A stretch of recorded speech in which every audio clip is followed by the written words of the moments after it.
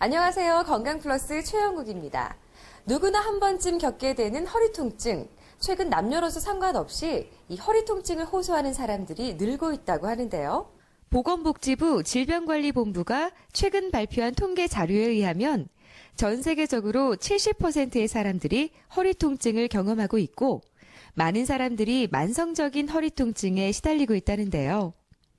잘못된 생활 습관으로 생긴 허리 통증. 대수롭지 않게 넘긴 허리 통증 때문에 척추가 무너질 수도 있다고 합니다. 허리 통증을 유발하는 요인은 다양한데요. 하지만 원인이 정확하지 않기 때문에 정확한 치료법을 찾는 것조차 힘들다는 것이 만성 허리 통증을 경험한 많은 사람들의 고민입니다. 허리 통증의 원인과 예방법에 대해 알아봅니다. 광주 세우리병원 신경외과 전문의 박영진 원장님과 함께 이야기 나눠보겠습니다. 원장님 안녕하세요. 네, 안녕하십니까. 저는 살면서 여러 번 허리 통증 느껴봤거든요. 네. 근데 한 번 정도는 정말 모든 사람이 느낄 정도로 이렇게 많은 분들이 허리가 많이 아프시대요. 진짜 그런가요? 대부분의 사람들이 평생 한 번 이상의 심한 허리 통증을 경험하는 것으로 알려져 있습니다. 우선 일반적인 급성 요통의 경우 주위에 척추 근육이나 인대 또는 후관절 등의 무리가 오면서 이렇게 발생하는 요추부 염좌를 의심할 수 있습니다. 또한 만성적인 요통이 있으시다면 퇴행성 척추 질환을 생각해 봐야 되는데요.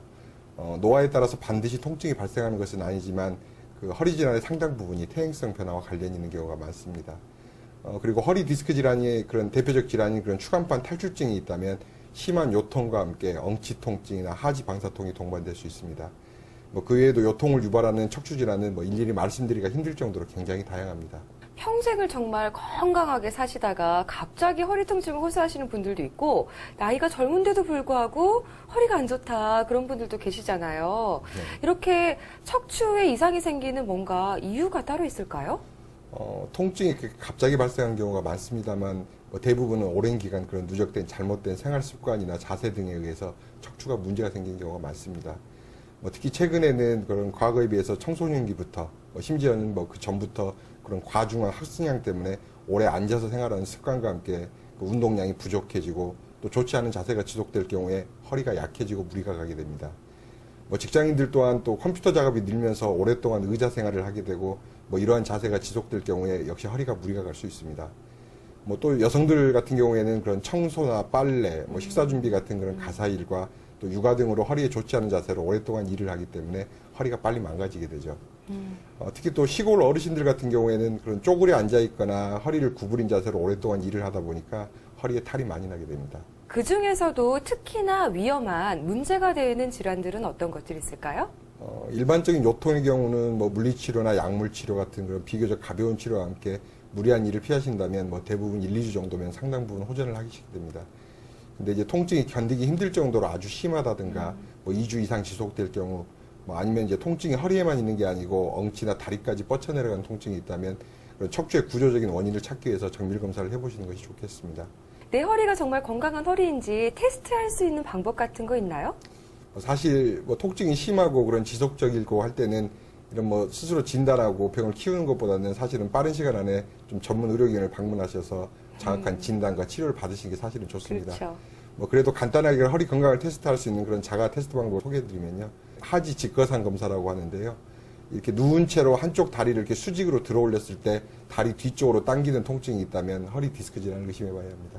지금 방송 보시면서 따라 하시는 분들도 꽤 계실 것 같은데 간단한 방법으로 허리 건강 테스트 해보시는 것도 좋을 것 같습니다. 원장님, 요즘에는 성인병의 그 주 원인이라는 비만 때문에 네.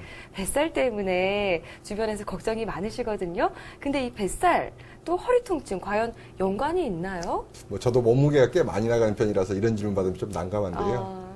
상식적으로 이제 체중이 많이 나가게 되면 요추가 감당해야 되는 그런 하중이 늘면서 일반적으로 이렇게 요통이나 디스크 질환의 발생 빈도가 높아진다고 되어 있습니다. 하지만 날씬하다고 해서 요통이 발생 안 하는 것도 아니고요. 통상적인 약간의 그런 과체중이 꼭 심한 허리 통증을 유발하는 것도 아닙니다. 사실 그보다는 허리 근육이 감당하기 힘들 정도로 이렇게 갑작스럽게 체중이 불거나 아니면 특히 복부 비만 아니면 이제 고도 비만 환자들에서 허리 통증이 빈번하게 발생하게 됩니다. 허리 근육이 약하면 척추를 통해서 이렇게 대부분의 힘이 전달돼가지고 척추에 쉽게 무리가 생기고 이로 인해서 요통이 쉽게 발생할 수 있습니다. 일상생활의 자세가 진짜 중요한 것 같거든요. 네. 어르신들 보면 밭에서 일하실 때 이렇게 쪼그리고 일하시는 모습 아까 얘기하셨잖아요. 그게 굉장히 안 좋을 것 같아요. 네, 알겠습니다. 예, 어떤 자세로 생활하는 게 좋을까요? 이제 허리뿐만 아니라 꼭 목과 다리 위치, 그런 이제 골반 모양도 매우 중요합니다. 앉을 때 이렇게 습관적으로 한쪽 엉덩이가 뜨시는 분들이 계신데요. 엉덩이는 이제 바닥에 완전히 붙이도록 앉습니다. 그리고 이제 척추는 곧게 좀 펴주시는 게 좋고요. 이때 이제 중요한 게 이제 턱과 머리를 좀 누군가 이렇게 뒤에서 당긴다는 느낌으로 이렇게 목을 펴주고 배를 내밀지 않도록 앉는 자세가 좋습니다. 특히 이제 장시간 앉아서 일을 해야 되는 그런 사무직이나 학생들 같은 경우에는 바르게 앉아 있는 것도 중요합니다만 통증이 발생하기 전에 이렇게 자주 일어나서 스트레칭 해주는 노력이 필요합니다. 또 이제 잘못된 자세로 무거운 물건 이렇게 반복적으로 들게 되면 이제 디스크를 포함해서 이렇게 척추에 무리가 가게 되는데요. 무거운 물건을 들어올 때는 이렇게 허리를 이렇게 숙여서 이렇게 바로 허리로 들어올리는 것보다는 가급적 이렇게 무릎하고 몸의 전체 축을 이용해서 이렇게 들어올리는 게 좋습니다. 그리고 한 번에 너무 많은 양을 짐을 들어올리는 것보다는 좀 여러 번을 하더라도 이렇게 좀 나눠서 드시는 게 훨씬 바람직하고요. 그 외에도 이제 가능하면 아까 말씀드린 이렇게 쪼그려 앉아 있거나 허리를 숙인 자세로 이렇게 오래 계시는 건 이제 피하시는 게 좋겠고요. 또 특히 이제 중요한 게 이제 본인에게 맞는 적당한 운동을 찾아서 이렇게 규칙적인 운동을 하시는 것도 허리 건강에 꼭 필요한 일입니다. 오늘 다양한 척추 질환 가운데서 이야기해 볼 주제가 바로 척추관 협착증인데요. 이 질환은 디스크에 비해서는 조금 생소한 분들도 계실 것 같아요. 어떤 질병인가요? 척추관 협착증은 그 신경이 지나가는 통로가 좀 장시간에 걸쳐서 그 뒤에 있는 인대나 척추 후관절이 이렇게 조금씩 이렇게 두꺼워지면서 신경 간의 통로가 좁아져서 신경이 눌리게 되면서 증상이 나타나는 병입니다. 그 요추부 협착증은 비유해서 좀 말씀드리면 그 수도관을 오래 사용하다 보면 안쪽에 이제 물때가 끼어서 수도관이 이렇게 천천히 심하게 막히는 것과 비슷한 거라고 이해하시면 편할 것 같습니다. 그 협착증의 이제 대표적인 증상은 신경이성 파행증이라고 이렇게 부르는데요. 조금만 오래 걷다 보면 양 다리가 막 저리고 아파지고 이렇게 해서 허리를 좀 굽히고 좀 쪼그려 앉아서 쉬어야 좀 풀리고 다시 또 걷다 보면 또 얼마 못 가서 가다시고 이렇게 반복해야 하는 그런 보행장애가 나타나는 게 특징입니다. 그럼 디스크와 이 척추관 협착증 좀 알기 쉽게 비교를 해주신다면 어떤 다른 점들 있을까요? 여러 가지 차이점이 있습니다만 좀 쉽게 말씀드리면 좀 신경을 이렇게 압박하는 척추 구조물하고 그런 이제 병변이 발생하는 기전이 약간 좀 틀립니다. 이제 디스크 탈출증 같은 경우에는 이제 탈출된 디스크 조각이 이렇게 신경의 앞에서 뒤로 누르는 양상이라면 협착증은 이제 주로 뒤에서 앞쪽 방향으로 이렇게 신경을 포위하듯이 이렇게 압박하는 형태입니다. 물론 이제 이 두 가지 질환이 이렇게 함께 생기는 경우도 많이 있습니다. 통증 양상도 이제 약간의 차이가 있는데요. 추간판 탈출증은 예를 들어 갑작스러운 극심한 요통이나 하지 방사통을 호소하는 경우가 많고요. 척추관 협착증은 이제 오랜 세월 서서히 진행해왔던 그런 보행장애가 생활이 힘들 정도로 이렇게 심해져서 병원에 내원하시는 경우가 많습니다. 쉽게는 퇴행성 때문에 이 질환이 많이들 걸린다고 하는데 관절염하고는 다른 거죠? 이제 척추에서는 관절염이라는 표현을 그렇게 많이 쓰지는 않는데요. 그 이유는 이제 척추는 이제 무릎이나 이런 고관절처럼 큰 관절이 아니고 후관절이라고 해서 이렇게 부르는 여러 개 작은 관절이 이렇게 디스크와 함께 척추를 연결하고 있거든요. 이 후관절 부위에 이렇게 퇴행성 관절염이나 염좌, 또는 이제 불안전 등에 의해서 이렇게 요통이 발생하는 경우에 후관절 증후군이라고 해서 이렇게 치료를 하긴 하는데요. 이제 이 경우에는 이제 허리 디스크 질환이나 척추관 협착증 같은 그런 신경근 기원의 통증과는 좀 구분이 됩니다. 신경관이 좁아져서 생긴다는 척추관 협착증. 이 멀쩡하던 신경관이 왜 자꾸 좁아지게 되는 걸까요? 이제 선천적으로 요추관이 이렇게 좁아진 상태에서 이렇게 태어난 사람들도 있는 건데요. 네. 이런 분들이 이제 나이가 들면서 비교적 이제 30, 40대 이렇게 젊은 나이에 이렇게 증상이 나타나는 경우에 선천성 척추관 협착증이라고 이렇게 부르고요. 대개는 이제 이런 경우보다는 정상적인 요추관이 이제 나이가 들면서 후천적 원인으로 이렇게 좁아지는 경우가 많습니다. 후천성 척추관 협착증은 척추의 퇴행성 변화 때문에 생기는데요. 즉 황색인대라고 부르는 이제 신경 주위의 인대가 두꺼워지고 또 척추 후관절이 점차적으로 이렇게 비유가 되면서 신경간의 통로가 좁아져서 발생하게 됩니다. 대부분 40대 정도가 되면 협착증이 이제 점점 시작되게 되는데요. 되게 50, 60대가 되면서 이제 점차 심해집니다. 65세 이상의 어르신들의 경우에 그런 MRI 검사를 해보면 정도의 차이는 있지만 거의 대부분의 사람에게서 어느 정도의 요추부 협착증이 있다고 합니다. 이 척추 질환이 흔한 만큼 그리고 주변에 허리 아프신 분이 많은 만큼 치료를 조금 소홀히 하는 경우도 있는 것 같아요. 그냥 방치하게 될 경우 병을 더 키우는 꼴이 되겠죠? 척추관 협착증은 처음에는 이제 잦은 요통이나 뭐 보행시 이렇게 엉치 쪽으로 이렇게 쥐어짜는 듯한 통증으로 처음에는 시작합니다. 근데 이제 병이 진행할수록 다리의 감각장애나 그런 근력장애가 동반되는데요. 뭐 심할 경우에는 이제 척수 손상의 이런 증상이라든가 뭐 마미총 증후군 같은 그런 심한 신경학적 증상을 일으키게 됩니다. 뭐 이 경우에 이제 잘못 치료 시기를 놓칠 경우에 영구적인 다리의 근력자나 신경이성 방광 같은 그런 그 심각한 후유증을 남기는 경우가 많이 있습니다. 그래서 조기에 적절하게 치료하는 게 중요하다고 할 수 있겠습니다. 아무리 설명을 잘 들었다고 하지만 디스크 탈출증인지 척추관 협착증인지 허리 아픈 통증은 거의 비슷하게 느껴질 것 같아요. 환자 입장에서는 일단 내원을 하게 되면 어떤 검사를 통해서 정확히 이 병명을 판단하게 되시는지 궁금하거든요. 네. 이제 우선 병원에 오시면 이제 엑스레이를 찍어서 뼈들의 배열이 고른가 그리고 또 뼈하고 뼈 사이 그 간격이 일정한가 그걸 먼저 확인합니다. 이제 엑스레이에서 이제 이상이 보일 정도면 병이 상당히 오래 지속됐다는 걸 이제 알 수 있는데요. 척추 질환에 있어서 정확한 진단은 정밀 촬영을 해봐야 알 수 있습니다. 정밀 검사로는 보통 이제 CT와 MRI 검사가 있는데요. 근데 이제 CT는 대략적으로 이제 질환이 있나 없나 정도를 알아보는 것이기 때문에 그런 만족할 만한 진단을 좀 얻기는 좀 어렵습니다. 이런 경우 이제 MRI가 이런 이제 문제점을 보완해주는 이제 허리 디스크 질환 진단에 있어서는 현재까지 가장 정밀한 진단 방법입니다. 뭐 이외에도 좀 더 이제 확실한 진단이 필요할 때는 근전도 검사나 아니면 이제 디스크 조영술 같은 이제 추가적인 진단이 필요할 때도 물론 있습니다. 일단 척추관 협착증이라는 진단명을 받게 되면 치료에 바로 돌입을 해야 될 것 같은데 여러 가지 치료 방법이 있을 것 같아요. 어떤 네. 것들이 있을까요? 뭐 이제 MRI 검사 결과 이제 협착증이 있어도 별다른 증상이 없는 경우가 30% 정도나 됩니다. 그래서 이제 검사 결과 좁아져 있어도 특별한 증상 없으면 급하게 치료를 서두를 필요는 없는데요. 그래도 이제 증상이 있다면 치료를 시작해야 됩니다. 우선 이제 비수술적 치료를 시행하면서 병의 경과를 지켜봅니다. 진통 소염제를 이용해서 통증을 유발하는 척추 신경 주변의 그런 화학물질의 작용을 줄이는 1차적 치료 방법이 있고요. 또 이제 신경 주변에서 이제 직접 신경의 부종을 빼주면서 통증을 유발하는 그런 화학적 물질들의 작용을 약화시킬 수 있는 그런 약물을 직접 척추에 투입하는 그런 신경 차단술 같은 게 있습니다. 뭐 이외에도 이제 운동요법과 이제 허리 근력 강화 운동 뭐 이런 것들을 이제 병행할 수도 있는데요. 근데 증상이 심한 경우에 운동은 이제 오히려 증상을 그렇게 악화시킬 수 있기 때문에 되게 전문의와 상담 후에 운동 시기를 이제 조절하시는 게 좋습니다. 이러한 비수술적 치료를 이제 충분히 했는데도 불구하고 이제 효과가 없는 환자나 아니면 이제 증상이 일시로 좀 좋아지는 것 같다가 다시 재발돼서 일상생활이 이렇게 힘들 정도로 이렇게 통증이 불편한 경우에는 되게 그런 경우에 이제 수술적 치료를 고려하게 됩니다. 다리의 근력이 떨어져서 발목이나 발가락이 잘 움직이지 않거나 이제 대소변을 보는 감각에 이상이 있는 환자도 가급적 이제 빠른 시간 안에 수술적 치료를 하지 않으면 영구적으로 증상이 남을 수 있기 때문에 최대한 빨리 수술을 서두르시는 게 좋습니다. 신경 주변의 염증을 제거해주는 신경 차단술 이야기하셨잖아요. 네. 그건 어떤 방법인지 좀 자세히 알려주세요. 이제 가끔 이제 환자분들이 신경 차단술하면 이제 뭐 약으로 뭐 신경을 끊어버리는 거냐. 차단. 그러니까 아니면 이제 그걸 해주면 이제 좁아진 척추관이 넓어지는 거냐 이제 이렇게 물어보시는 분들 많이 계신데요. 네. 사실 이제 그런 의미는 아니고요. 이제 차단술이란 말이 이제 영어에서 이제 신경 불락이라는 말을 이제 우리말로 옮기다 보니까 차단술이라고 이렇게 이야기되어 있는데요. 사실은 무슨 뭐 신경을 진짜로 차단하거나 그런 개념이 아니고 우선 이제 약물을 이용해서 통증이 좀 있으시니까 그런 통증을 정도를 좀 경감시켜주는 우선 약이 좀 같이 좀 들어가게 되고요. 그다음에 이제 되게 예민해져서 이제 통증을 좀 더 느끼는 경우가 좀 있죠. 그러니까 그 예민해진 신경을 좀 안정시켜주는 그런 주사 약물을 좀 주입해서 신경주의 염증을 좀 가라앉히고 해서 우리가 이제 예민해진 신경을 좀 안정화시키면서 통증을 좀 안정화시켜주는 거죠. 그래서 보통 우리가 일반 이제 엉덩이 주사나 이런 거는 이제 주사 효과 끝나면 반나절이면 보통 효과가 끝날 게 되게 이런 신경치료를 해주면 효과도 좀 그보다 더 낫고 보통 좋은 경우에는 이렇게 몇 달씩 이렇게 좋아지는 경우가 많이 있다고 합니다. 그래서 신경치료를 되게 수술하기 전에 많이 좀 시행을 하죠.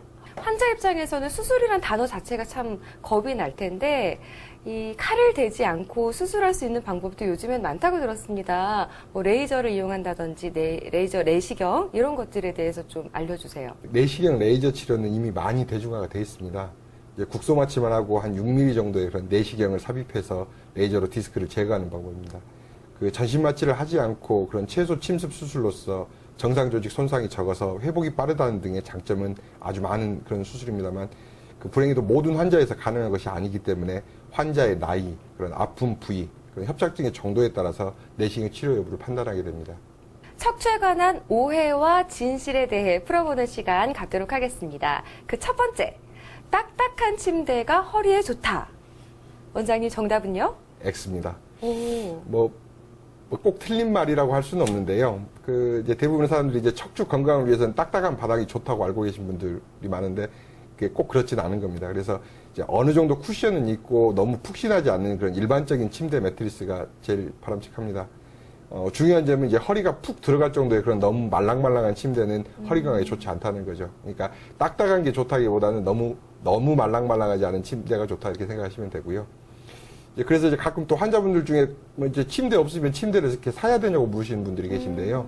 이제 침대가 아닌 바닥에서 주무실 때는 비교적 요를 이렇게 두껍게 깔고 주무시는 게 좋겠습니다. 네, 적당한 게 뭐든지 좋은 것 같습니다. 그렇습니다. 이 허리에 관한, 척추에 관한 오해와 진실 두 번째 질문입니다. 뜨거운 물에 목욕을 하면 허리 건강에 좋다. O일까요, X일까요? 이 말은 대체로 맞다고 할 수 있겠습니다. 예. 반신욕이나 이런 찜질 같은 온열 치료는 이제 근육의 긴장을 풀어주고 그런 혈액순환을 촉진해서 요통이나 어깨 결림 같은 그런 만성 통증에 그런 효과가 있습니다. 급격한 온도 변화는 요통에 좋지 않기 때문에 그럼 보통 이제 욕실과 실내 온도를 비슷하게 맞춰주는 게 좋다고 되어 있고요. 대신에 이제 반신욕 후에 허리가 부드러졌다 해서 이렇게 급작스럽게 무리한 운동을 한다든가 뭐 내과적 문제가 있는 환자가 이렇게 과도하게 이렇게 반신욕을 많이 하는 것은 또 다른 문제를 초래할 수 있기 때문에 그런 경우에는 좀 삼가하시는 게 좋겠습니다. 네. 제가 어렸을 때 생각해 보니까요. 할머니, 할아버지, 그리고 친척분들 오시면은 그 어린 저한테 허리 위에 올라가서 밟아줘라 이런 걸 많이 시키셨어요. 네. 근데 그 행동이 나중에 커서 보니까 참 안 좋은 행동이다 주변에서 이렇게 많이 말씀하시던데 이건 진짠가요? 이거는 아무래도 X라고 좀 봐야겠죠. 글쎄 이제 심각한 허리 질환 없으면 되게 이제 밟아주면 마사지 효과가 있으니까 뭉친 그런 근육도 좀 풀어주고 그런 통증을 좀 경감시켜 줄 수 있는데요. 이제 디스크 질환이라든가 이제 척추 전방 전이증 같은 이제 허리에 이제 구조적인 문제가 있는 환자 같은 경우에는 이렇게 과도하게 외력이 가해지면 오히려 이렇게 증상이 좀 심해지고 병의 좀 진행을 좀 악화시킬 수가 있습니다.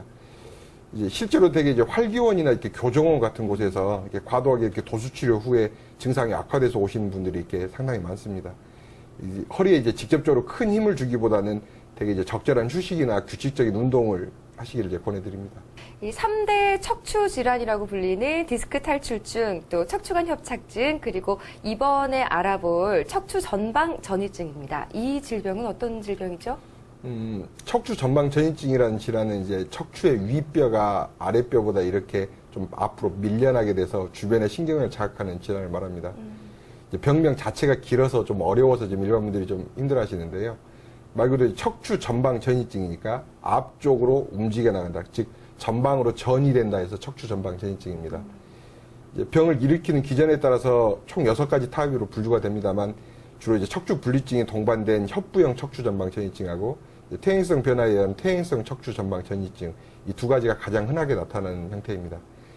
최근에는 이제 현대인의 바르지 못한 자세나 생활 습관이 퇴행성 변화를 촉진하는 요인으로 작용해서 요즘은 젊은 사람들한테도 많이 나타나는 경향이 있습니다. 그 가장 흔하게 나타나는 두 가지 유형에 대해서 좀 비교해서 자세히 알려주시겠어요? 예, 말로 설명하기 좀 어렵긴 한데요. 이 협부형 척추 전방 전이증에는 이제 척추 분리증이라는 병이 같이 동반돼서 선행해서 이렇게 나타나는 경우입니다. 그러니까 척추 협부라고 해서 그 척추 뒤쪽 구조물 중에 제일 좀 약하고 얇은 부위가 있습니다. 그 부분을 좀 반복적으로 좀 사용하다 보면 연세 드시면서 거기가 이제 약한 부분이 이제 끊어지게 되거든요. 그래서 이게 일반적인 그런 그 골절하고는 좀 틀리고요. 그 약한 부분의 반복적 사용으로 해서 약한 부분이 이렇게 끊어지게 됩니다. 그럼 거기가 끊어지면서 뒤에서 잡아주지를 못하니까 앞으로 빠져나가게 되는데 이런 경우에 이제 협부형 척추 전방 전이증이라고 이렇게 부르고요. 그 척추 분리증이 발생하진 않았지만 디스크가 약해지고 그다음에 뒤에서 잡아주는 인대도 약해지고 하면서 척추가 앞으로 빠져나가는 경우 이런 경우 이제 퇴행성 척추 전방 전이증이라고 이렇게 부릅니다. 제 생각에는 그 두 가지 경우가 모두 퇴행성과 좀 연관이 있지 않을까 싶은데 예. 이 질환을 앓고 계신 그 특정 나이대라 그럴까요? 어떤 분들이 많이 앓고 계신가요? 두 경우 다 사실은 이제 퇴행성으로 많이 생기는데요. 협부형 척추 전방 전이증은 척추 분리증이라는 병이 이제 선행되는 경우니까 되게 선천적으로 거기가 좀 약하신 분들도 많이 있습니다. 그래서 협부형 척추 전방 전이증은 좀 비교적 한 40대, 50대 그때부터 이제 증상이 좀 있어가지고 발견돼가지고 오시는 경우가 많고요. 퇴행성 척추 전방전이증은 말 그대로 이제 퇴행성으로 이제 서서히 진행된 거기 때문에 되게 60대 이후에, 50대 후반이나 60대 이후에 좀 더 좀 늦은 나이에 발병되는 경우가 많습니다. 네. 근데 척추 전방 전이증이 주부들이 많이 걸리는 질환이다. 이렇게 나와 있네요. 네. 이건 무슨 말이죠? 특히 이제 아까 말한 두 가지 중에서 이렇게 퇴행성 척추 전방 전이증의 경우에 주로 이제 40대, 50대 이후에 여성에서 좀 많이 발병되는 걸로 되어 있는데요. 그게 이제 다양한 원인이 좀 있습니다만 여성들의 경우에 이제 보통 육아나 그런 가사 노동이 허리에 지속적으로 무리를 주게 되고요. 또 이제 여성의 근육량이 남성에 비해 한 3분의 2 수준으로 좀 적죠. 그래서 뒤에서 잡아주는 힘이 좀 약하게 되고요. 또 이제 폐경기 여성의 경우에 그 여성 호르몬의 급감 현상이 이렇게 척추의 퇴행화를 이렇게 더욱 부추기게 된다고 알려져 있습니다. 또 여성분들 같은 경우에 이제 하이힐을 이제 즐겨 신는 생활 습관 역시 이제 한몫을 한다고 이제 알려져 있고요. 네. 네. 또 이제 일반 시청자분들한테 이제 말씀드리기 좀 어려운 내용일 수도 있습니다만 그 해부학적으로 그 여성의 그런 척추 후궁이 척추 후궁의 폭이 남성에 비해서 많이 좁고요. 또 척추경이 짧은 것도 척추 전방 전이증이 남성에 비해서 많이 발생하는 원인이 될 수 있겠습니다. 이 척추 전방 전이증, 의심할 만한 증상이 나타난다거나 혹은 특징 같은 건 어떤 것들이 있을까요? 이제 척추 전방 전이증이 말 그대로 이제 척추뼈가 앞쪽으로 밀려나가는 병이기 때문에요. 이런 경우 이제 비만이 아니더라도 이렇게 똑바로 서 있을 때 꼭 좀 여성분들 같은 경우에 배가 나오는 것처럼 좀 보일 수가 있습니다. 또 이제 허리를 뒤로 젖힐 때나 오래 서서 이렇게 설거지 같은 일을 할 때 좀 일시적으로 또는 이제 만성적으로 허리에 강한 통증이 나타나는 경우가 많고요. 또 이 병이 좀 진행되면서 이렇게 다리가 저리는 증상이라든가 보행자위 같은 증상을 호소하는 경우가 많습니다. 정리해서 말씀드리면 척추 전방 전이증은 이제 척추가 이렇게 불안정하기 때문에 생기는 요통, 그 다음에 전이에 동반된 척추관 협착증이 생기면서 그 발생하는 그런 신경이성 파행, 또 신경근이 지나가는 그 추간공이 좀 좁아지면서 발생하는 하지 방사통의 유형 등으로 이렇게 발생하게 됩니다. 여러 가지 유형으로 이 척추 전방 전이증이 생긴다고 하는데 그러면 치료도 다양한 방법으로 가능하겠죠, 원장님? 네. 네. 이제 척추 전방 전이증을 이제 제때 치료하지 않으면 아까 말씀드린 척추관 협착증으로 진행되는 경우가 많습니다. 되게 이제 척추 전방 전이증이 있는 경우에 협착증 발생 빈도가 보통 이제 일반인보다 한 4배 정도까지도 높아진다고 되어 있고요. 또 이제 척추하고 다리 근육이 경직이나 이렇게 위축으로 이렇게 자세가 심한 변형을 유발해서 더 큰 문제를 일으킬 수 있기 때문에 보통 이제 조기에 정확한 진단과 치료가 중요하다고 할 수 있습니다. 이제 다행히 이제 증상이 심하지 않은 경우에는 이 경우에도 이제 그 약물 치료나 신경 치료 같은 그런 비수술적 치료를 어느 정도 관리가 가능합니다. 이제 병이 이제 진행이나 증상의 악화를 막기 위해서는 좀 치료 후에도 이제 자세도 좀 신경 써주고 규칙적인 운동이 이제 꼭 필요하다고 할 수 있죠. 근데 이제 척추 전방 전이증 역시 이제 충분히 이제 보존적 치료했어도 그 일상생활이 힘들 정도로 이제 심한 통증이 이제 계속되면 결국 이제 수술적 치료를 이제 고려하게 되는데요.